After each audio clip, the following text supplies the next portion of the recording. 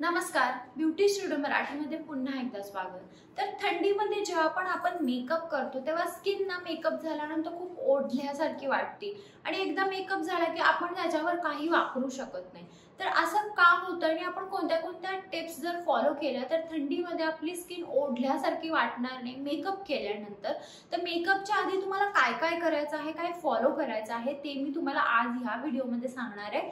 चला तर मग आजचा व्हिडिओ आपण लगेच चालू करूया। जेव्हा पण तुम्ही मेकअप करता, मेकअपच्या आधी जेव्हा आपण मॉइश्चरायझर वापरता ते एकदम थिक आणि सॉलिड असलं पाहिजे। जर तुम्ही लाईटवेट मॉइश्चरायझर थंडीमध्ये वापरलं मेकअपच्या खाली तर तुमचा मेकअप ऑब्वियसली ड्राय होणार आहे, नंतर असं तो फुटत जातो। त्यामुळे जे काय तुम्ही मॉइश्चरायझर वापरता ते एकदम थिक आणि क्रीमी असलं पाहिजे। जर तुमची स्किन ते वापरून देखील जर ड्राय वाटत असेल तर त्यामध्ये तुम्ही 1 चमचा बदामचं तेल किंवा कोणतेही फेशियल ऑइल घालू शकता मॉइश्चरायझर मध्ये। तर असं जेव्हा तुम्ही करता ते मॉइश्चरायझर एकदम घट्ट होतं आणि त्याच्यामध्ये तेल असल्यामुळे तुमच्या चेहऱ्यामधलं जे मॉइश्चर असतं ते निघून जात नाही आणि स्किन तुमची ड्राय होत नाही। फाउंडेशन वापरताना तुम्ही डिव्ही लाईटवेट फाउंडेशन वापरू शकता जेणे तुमची स्किन हायड्रेटेड राहील। आणि कन्सिलरची जर गरज असेल तरच तुम्ही कन्सिलर वापरा, नाही कन्सिलरची जर गरज नसेल तर तुम्ही कन्सिलर स्किप देखील करू शकता। ब्लश वापरताना पावडरचं ब्लश वापरू नका, तुम्ही क्रीमी ब्लश वापरू शकता। तर क्रीमी ब्लशनी काय होतं की ते ब्लश ज्यादा से ज्यादा वेळपर्यंत तुमच्या चेहऱ्यावर राहतं आणि क्रीमी टेक्स्चर असल्यामुळे तुमची स्किन ड्राय देखील होत नाही।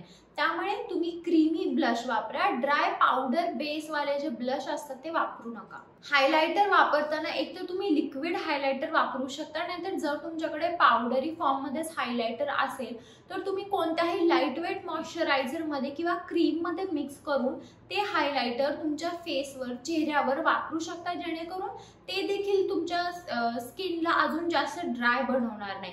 त्यामुळे थंडीमध्ये जे काही तुम्ही प्रोडक्ट्स वापरताना ते क्रीम बेस असले पाहिजे, नाही तर ऑइल बेस असले पाहिजे, जेणेकरून तुमचा जो मेकअप आहे तो लॉंग लास्टिंग राहील आणि लगेच तुमची स्किन ड्राय नाही होणार। जेव्हा पण तुम्ही ओठांना लिपस्टिक लावता, लिपस्टिक थोडी अवॉइड करा।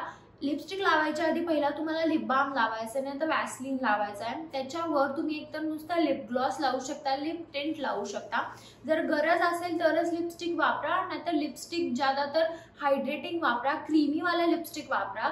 जे म्हणजे आजकाल जे लिपस्टिक मिळतात त्या ज्यादातर ना आपल्या ओठांना खूप जास्त ड्राय बनवतात। त्यामुळे ड्राय वाला लिपस्टिक वापरू नका, लिक्विड लिपस्टिक ज्यादातर आपल्या ओठांना ड्राय बनवतात। त्यामुळे तुम्ही एकतर सॅटिन किंवा क्रीमी लिपस्टिक वापरा, नाहीतर लिप टिंट नाहीतर लिप बाम पण वापरू शकता, नाहीतर लिप ग्लॉस वापरू शकता। तर हा होता आजचा माझा व्हिडिओ की तुमची जर स्किन ड्राय होत असेल मेकअप नंतर तर तुम्ही बेस कसा केला पाहिजे ह्याच्याबद्दल जर तुम्हाला काही शंका असतील तुम्हाला कमेंट बॉक्स मध्ये विचारू शकता। आणि हा व्हिडिओ जर आवडला असेल तर व्हिडिओला लाईक करा, शेअर करा आणि चॅनल सबस्क्राईब करायला विसरू नका। चला तर मग आपण लवकरच भेटूया एका नवीन व्हिडिओमध्ये, तोपर्यंत काळजी घ्या, बाय।